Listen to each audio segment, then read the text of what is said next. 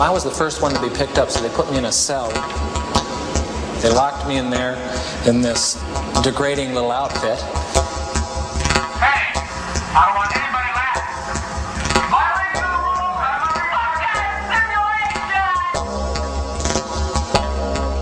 I gotta go to a doctor, anything. Jesus Christ, I'm burning up inside, don't you know? I've never screamed so loud in my life. Never been so upset in my life. It was an experience of being out of control. I just fucking can't take it.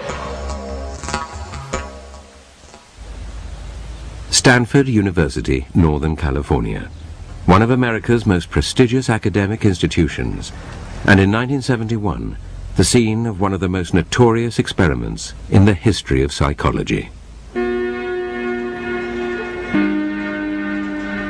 I was interested in what happens if you put good people in an evil place. Does the situation outside of you, the institution, come to control your behavior, or does the things inside of you, your attitude, your values, your morality, allow you to rise above a negative environment? The negative environment Zimbardo chose to test his ideas was a prison. He would convert the basement of the university's psychology department into a subterranean jail. We put prison doors on each of 3 office cells. In the cells, there was nothing but 3 beds, and there was actually very little room, if anything else, because they were very small. And here we had solitary confinement, which we call the hole. And in the hole was the place where prisoners would be put for punishment. It was a very, very small area. When you closed the door, it was totally dark.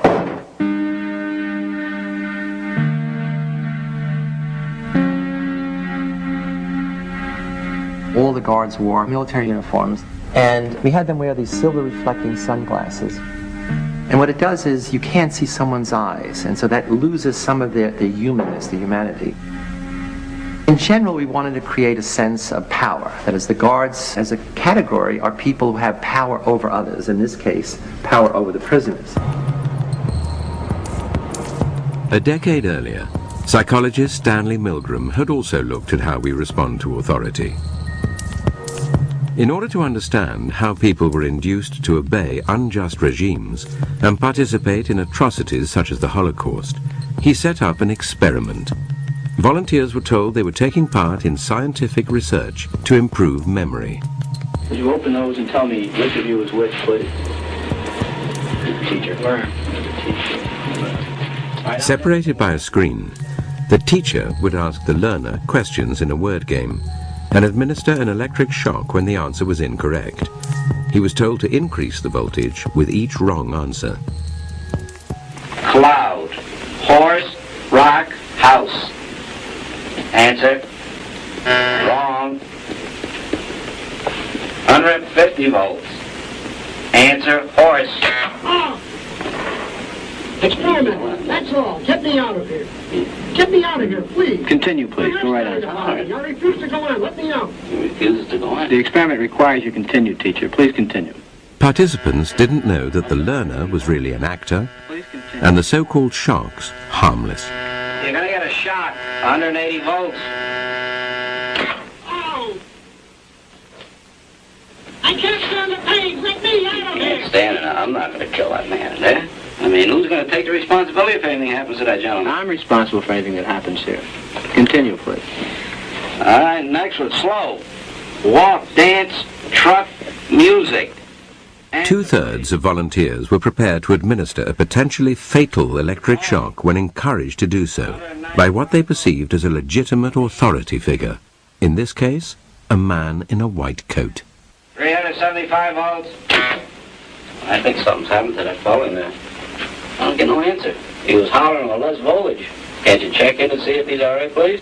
Milgram's findings horrified America. They showed that decent American citizens were as capable of committing acts against their conscience as the Germans had been under the Nazis. Like Milgram, Zimbardo was interested in the power of social situations to overwhelm individuals. His experiment would test people's responses to an oppressive regime. Would they accept it or act against it?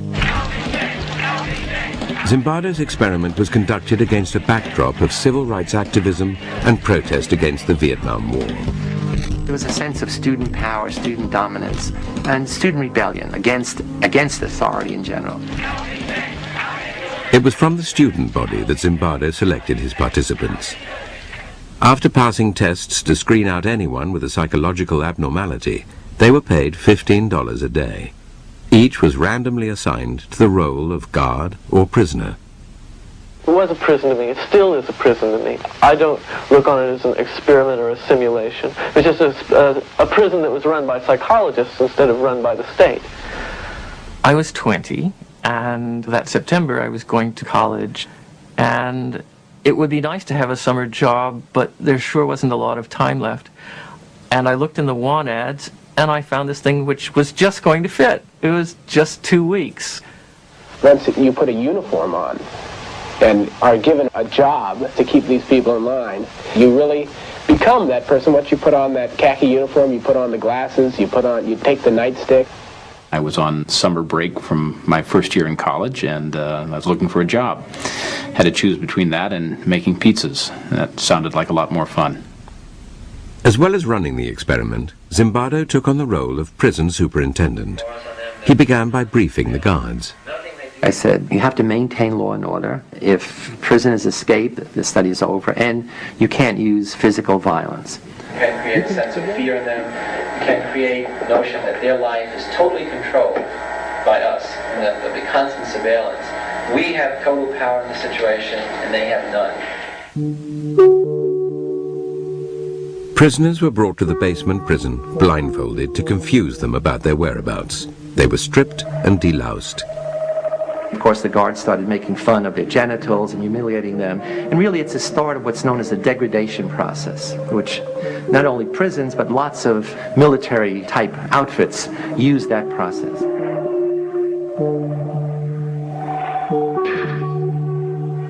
When I first got here, even though I had to strip, when they would call me names, I still didn't feel at all like I was in the prison. I was just looking at it as a job. I recall sort of walking up and down the very short hallway, which was the prison hall, and looking in on the prisoners, and they're basically lounging around on their beds. I felt it was like a day in summer camp. The first day I said, this might be a very long, very boring experiment, because it's conceivable nothing will happen. I arrived independently at the conclusion that this experiment must have been put together to prove a point about prisons being a cruel and inhumane place, and therefore I would do my part, to help those results come about. I was a confrontational and arrogant 18-year-old at the time, and I said somebody ought to stir things up a bit here.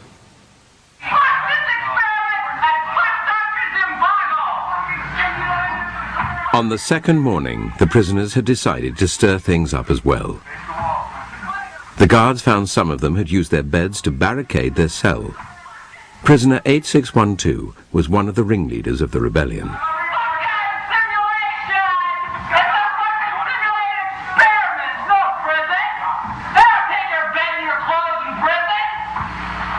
Initially, I was stunned.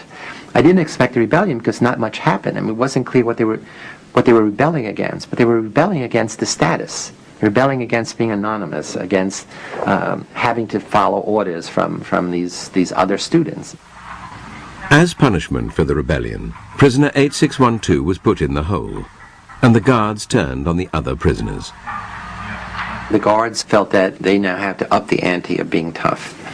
The prisoners made the mistake of beginning to use profanity against the guards in a very personalized way. So not against the guards, but, you little punk, you big shit, and so. And the guards got furious.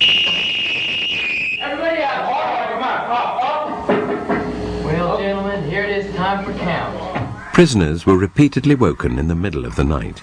The guards made them do menial, physical tasks and clean out toilets with their bare hands.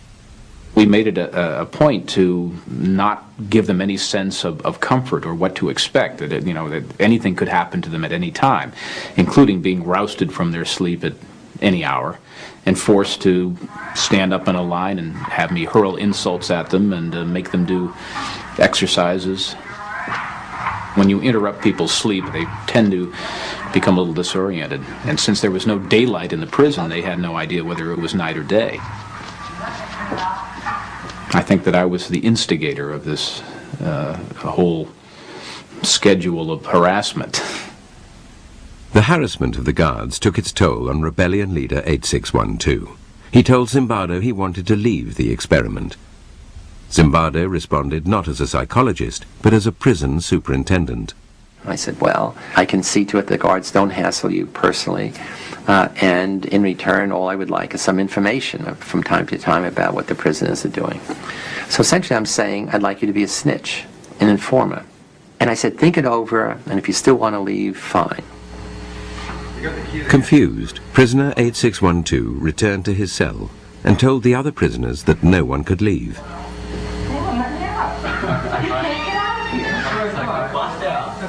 He believed that we wouldn't let him go, although we've never said that. But the fact that he was the ringleader of the rebellion, and he told the other prisoners, they won't let you leave. And that really transformed the experiment into a prison. I was told that I couldn't quit. And at that point, I just felt totally hopeless. More hopeless than I'd ever felt before. Soon after returning to his cell, prisoner 8612 started showing signs of severe distress. God damn it! Fucked up! You don't know, I mean, God! I mean, Jesus Christ, I'm burning up inside, don't you know? I just fucking can't take it. He came up with a plan that if he acted crazy, we would have to release him. I feel so fucked up inside. I feel really fucked up inside. You don't know, I gotta go. To a doctor, anything. I can't say that. I'm fucked up. I don't know how to explain it. I'm all fucked up inside. Out! Now! It starts with make-believe, and then he's doing it and cursing and screaming and, whatever that little boundary is that he moved across. Not that he became really crazy, but he became, excessively disturbed. I mean, so much so that we immediately said we have to release him. As an experience, it was unique. I've never screamed so loud in my life. I've never been so upset in my life. And it was an experience of being out of control. The boundary between reality and make-believe was to become blurred even for Zimbardo. A rumor circulated that released prisoner 8612 would return with friends to liberate the remaining prisoners. I quickly convinced myself that, my most important function was, not to allow this prison liberation to occur. And what can I do to keep my prison going, not the experiment going? The prison was dismantled and the prisoners moved to another part of the building. Zimbardo waited in the empty corridor, preparing to tell 8612 and his friends that the study was over, when a colleague appeared and began asking questions about the scientific basis of the research. I'm trying to get rid of him. Then he says, what's the independent variable? I get furious because he doesn't understand that there's a riot about to take place, that this prison is about to erupt. I had totally lost this whole other identity of scientist, researcher, psychologist. The rumored jailbreak never materialized. The guards had dismantled the prison for nothing and had to rebuild it. They took their frustration out on the prisoners. They escalated again the level of control, the level of dominance, the level of humiliating behavior.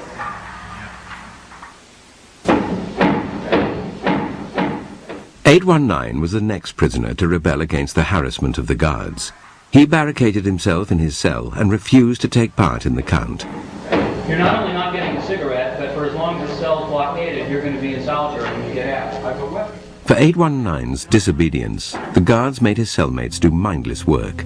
This undermined any vestige of solidarity amongst the prisoners, who now chose to accept the tyranny of the guards rather than risk further harassment. That was one of the surprising things to me, is that there was so little that the prisoners did to support one another after we started our campaign of, divide and conquer. Isolated and distraught, prisoner 819 told Zimbardo he wanted to leave.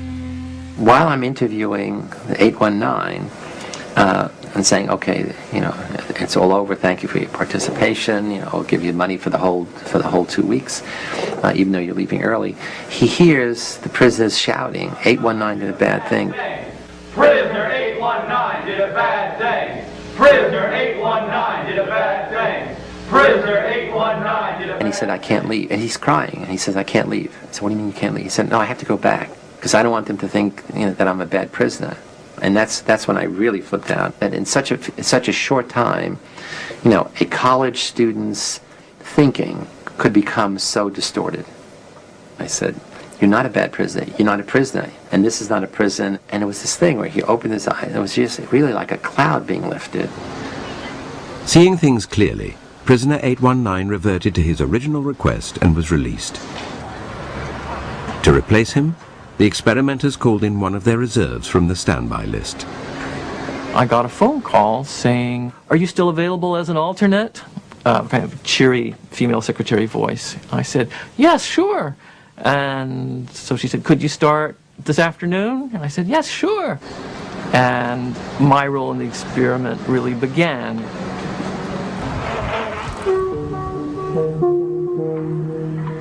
I was blindfolded and then stripped and supposedly deloused.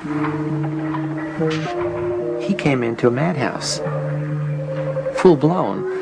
All of us had gradually acclimated to the increasing level of aggression, the increasing powerlessness of the prisoners, the increasing dominance of the guards. And he comes in and says, what's happening here to the other prisoners? And they said, hey, you better not make trouble. It's really terrible. It's a real prison. And he says, I'm out of here. I don't want to. And they said, no, you can't leave. Once you're here, you're stuck. This is a real prison. 416, since you got your hands in the air, why don't you play Frankenstein? 293, you can be the bride of Frankenstein. You stand here. Prisoner 416 was soon subjected to the harassment of Dave Eshelman, nicknamed John Wayne because of his macho attitude. 416, and I want you to walk over here like Frankenstein and say that you love 293. I made the decision that I would be as intimidating, as cold, as cruel as possible. I love you, 293. Get up close. Get up close. I love you, 293. I love you, 293. You smile, 293. You get down here and do 10 push-ups.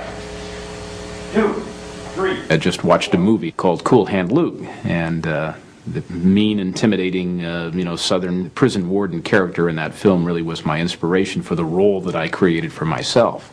Why did you try to be obedient so much? It's my nature to be obedient, Mr. Reginald. You were lying. You were stinking lying. He was creative in his evil. He would think up very ingenious ways to degrade, to demean the prisoners. What if I told you to get down on that floor and fuck the floor? What would you do then? One of the best guards was also on that shift, and instead of confronting this bad guard, the sadistic guard, essentially because he didn't want to see what was happening, he became the gopher. He would go out to get the food and things of this kind, and that left the John Wayne guard and another guard on that shift to be dominant. We were continually called upon to act in a way that just is contrary to what I really feel inside. And just continually giving out shit. It's just really one of the most oppressive things you can do. 416, while they do push-ups, you sing Amazing Grace. Ready? Down. Keep going. Grace. You do push-ups on your own. The madness of the experiment started to affect prisoner 416. A wretch like me. Keep going. I began to feel that I was losing my identity until finally I wasn't Clay. I was 416. I was really my number. And 416 was going to have to decide what to do. Prisoner 416 decided to go on a hunger strike. They were pushing my limits. But here was a thing that I could do that could push their limits. After I had missed a couple of meals, I saw that this was not a matter of indifference to the guards. I was making headway. They were upset. I thought, how dare this newcomer come in and try to change everything that we had worked for the first 3 days to set up, and by God, he's going to suffer for that. Get in that closet then. Frustrated by his continued defiance, John Wayne threw prisoner 416 into the hole. After punishing the other prisoners for his disobedience, John Wayne encouraged them to vent their anger at 416 directly. Thank you, 416. Okay, 209. I'll try that myself. Thank you, 416. We would use our nightsticks to bang on the door, and we would kick the door so hard that, it must have, shaken him very seriously inside, scared the life out of him. He yelled at me and threatened me and actually sort of smashed a sausage into my face to try to get me to open up. But I didn't have any intention of eating until I was out. Okay. 416 should have been at some level a hero, because he's willing to oppose the authority of the system. In fact, the prisoners accept the guards' definition of him as a troublemaker. I remember some of them saying, would you eat, goddammit? We're sick and tired of this. And, that was proof that, there was no solidarity, there was no support between the prisoners. While 416 was still in the hole, John Wayne made a final attempt to break him by giving his fellow prisoners a choice. They could vote to release him by making a small sacrifice. You can give me the blankets and sleep on the bare mattress, or you can keep your blankets and 416 will stay in another day. Now what will it be? I'll keep my blankets. What will it be over here? I'll keep my blankets. How about 5486? I'll give you my blankets, Mr. Correctional Officer. We don't want a blanket. We got 3 in favor of keeping the blankets. We got 3, guess 1. Keep your blankets, 416, you're going to be in there for a while. So just get used to it. The study showed that power corrupts, and how difficult it is for people who are the victims of abuse to stand up and defend themselves.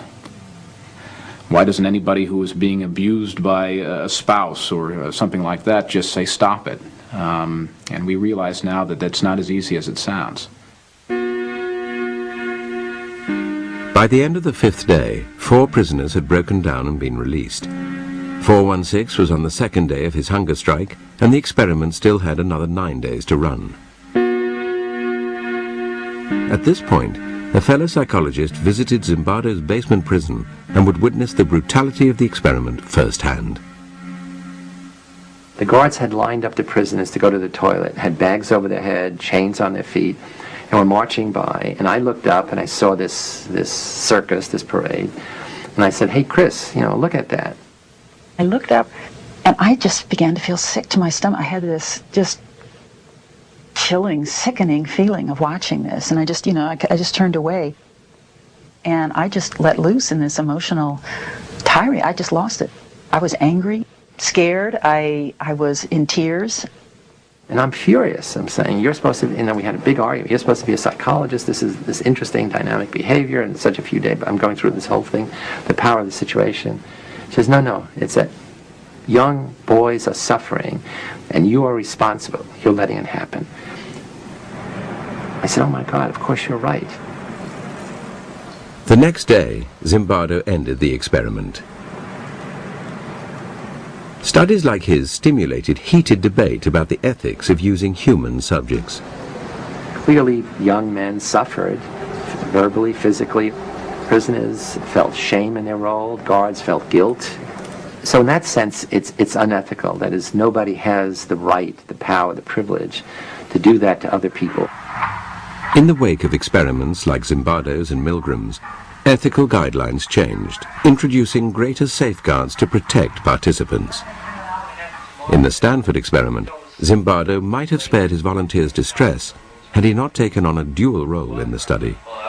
If I was going to be the prison superintendent, I should have had a colleague who was overseeing the experiment, who was in a position to stop it at any point, or I should have been the principal investigator and get somebody who was going to be the prison superintendent. I realized that was a big mistake, to play both those roles and be shifting back and forth. After the experiment, Zimbardo brought all the participants together to talk about their experiences. John Wayne would now come face to face with the hunger striker he had tormented. I was a little worried. I said, oh my God, he's really going to come down on me hard now, now that we're on equal footing. It harms me. How did it harm you? How does it harm you? Just to think about it, you mean that people can be like that? Yeah. It let me in on some knowledge that I've never experienced firsthand. Because I know what you can turn into. I know what you're willing to do. When I look back on it now, I behaved appallingly. It was just horrid to look at. I think I tried to explain to him at the time that, what you experienced and what you hated so much was a role that I was playing, that's not me at all. I love you, Jordan. He was trying to dissociate himself from what he had done. That did make me angry. Everyone was acting out a part and playing a role. Prisoners, guards, staff, everyone was acting out a part. It's when you start contributing to the script, that's you. And thus it's something you should take responsibility for. I didn't see where it was really harmful. It was degrading, and that was part of my particular little experiment to see how I could... Your particular little experiment. Yes, Why don't you tell me about that? I was running little experiments of my own. Tell me about your little experiments. Okay. I'm curious. I wanted to see just what kind of verbal abuse that people can take before they start objecting, before they start flashing back. If I have any regret right now, it's that, I made that decision, because it would have been interesting to see what would have happened had I not decided to force things. It could be that I only accelerated them, that the same things would have happened, but we'll never know. If the extreme nature of Dave Eshelman's behavior tested the prisoners, it also presented the other guards with a choice, to intervene or not. It surprised me that no one said anything to stop me. They just accepted what I said, and no one questioned my authority at all. And it really shocked me. Why didn't people, when I started to abuse people so much, I started to get so profane that, and still people didn't say anything. There were a few guards who hated to see the prisoners suffer. They never did anything which would be demeaning of the prisoners. The interesting thing is, none of the good guards ever intervened in the behavior of the guards who gradually became more and more sadistic over time.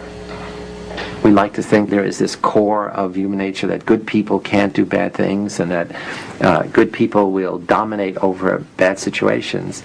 In fact, one way to look at the Stanford Prison Study is that we put good people in an evil place, and we saw who won. Well, the sad message is, in this case, the evil place won over the good people. It did show some very interesting and maybe some unpleasant things about human behavior. It seems like, every century, every decade that we go through, we're suffering the same kind of atrocities, and you need to understand why these things happen. You need to understand why people behave like this.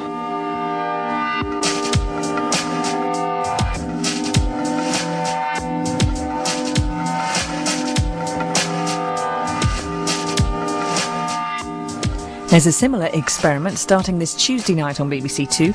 Details coming up next.